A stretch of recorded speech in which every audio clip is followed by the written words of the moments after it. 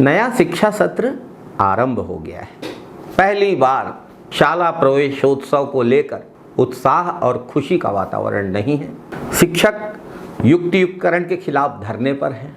जो स्कूल बंद हो रहे हैं वहाँ की शाला विकास समितियाँ और गांव वाले उसका विरोध कर रहे हैं। स्कूल में बच्चों के हाथों में किताबें नहीं पहुँची। आखिर छत्तीसगढ़ में शिक्षा को लेकर ऐसा क्या हुआ है, इस पर आज बात करेंगे।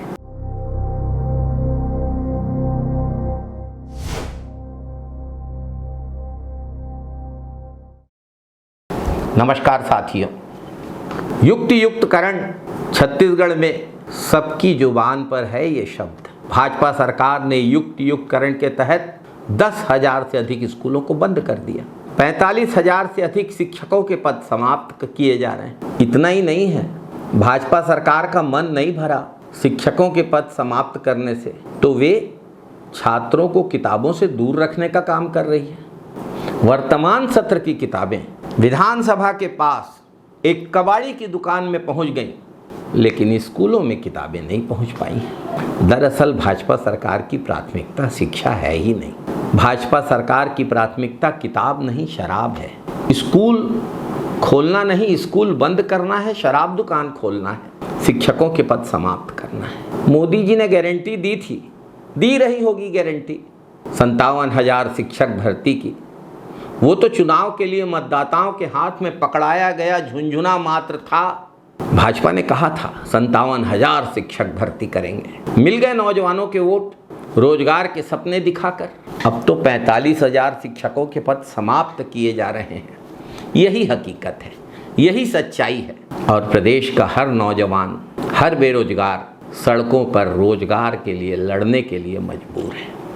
भाजपा सरकार ने विकास और सुशासन का दावा किया था। आज प्रदेश में चारों तरफ सिर्फ शराब के नशे में झूमते लोग हैं और बढ़ते अपराध से दहशत में जीने को मजबूर लोग हैं। बस्तर से एक आदिवासी छात्र राजधानी रायपुर पढ़ने आया, अपना भविष्य संजोने आया। कॉलेज से आया होगा रायपुर, कापी किताब पेंसिल कुछ लेने के लिए। कालीबाड़ी चौक में उसने लिफ्ट मांगी वापस कॉलेज जाने के लिए।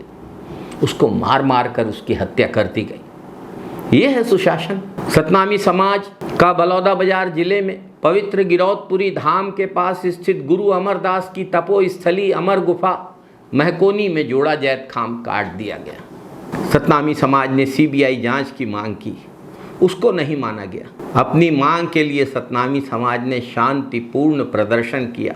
सतनामी समाज पर दोष मढ़ने के लिए, सतनामी समाज की आवाज को दबाने के लिए सुनियोजित तौर पर बाहर से लोगों को बुलवाकर हिंसा करवाई गई, तोड़फोड़ करवाई गई, आगजनी करवाई गई। सतनामी समाज के संगठनों ने तो शांतिपूर्ण आंदोलन के लिए आवेदन दिया था।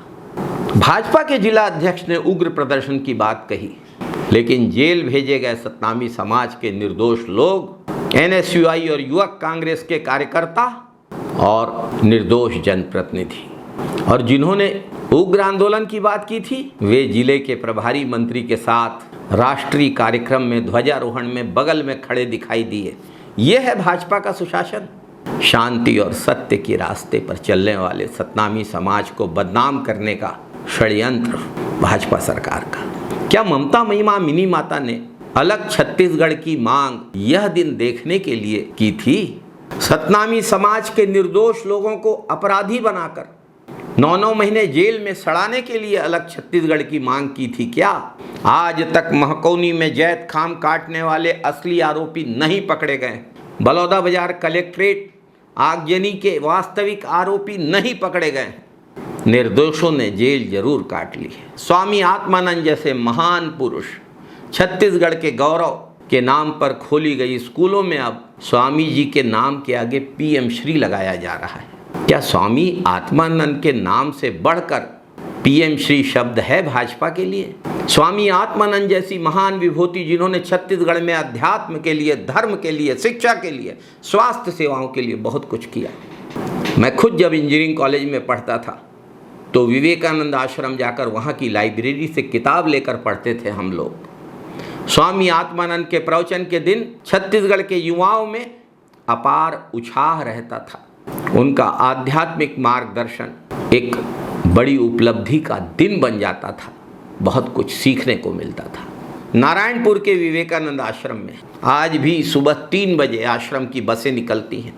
पूरे जिले से अलग अलग स्थानों से बसें जाकर बच्चों को लाती हैं। नारायणपुर आश्रम में उन बच्चों को विषयों की कोचिंग दी जाती है, मलखम्ब और अन्य खेलों का प्रशिक्षण दिया जाता है। बहुत सारे बच्चों को आश्रम के हॉस्टल में रखकर पढ़ाया जाता है। विवेकानंद आश्रम के प्रशिक्षण के परिणाम स्वरूप ही नारायणपुर के बच्चों ने मलखम्ब में सिर्फ भारत नहीं, पूरी दुनिया में छत्तीसगढ़ का और बस्तर का नाम रोशन किया है, नारायणपुर का नाम रोशन किया है। चिकित्सा सुविधाएं नारायणपुर जिले में विवेकानंद आश्रम द्वारा चलाई जा रही हैं। ऐसी महान विभूति स्वामी आत्मानंद के नाम पर स्थापित स्कूलों में स्वामी जी के नाम के आगे पीएम श्री जोड़कर भाजपा सरकार ने गलत किया है। कांग्रेस सरकार के समय से डॉक्टर खूबचंद बघेल स्वास्थ्य योजना चल रही थी। भाजपा सरकार ने नाम बदलकर वीर नारायण सिंह पर कर दिया।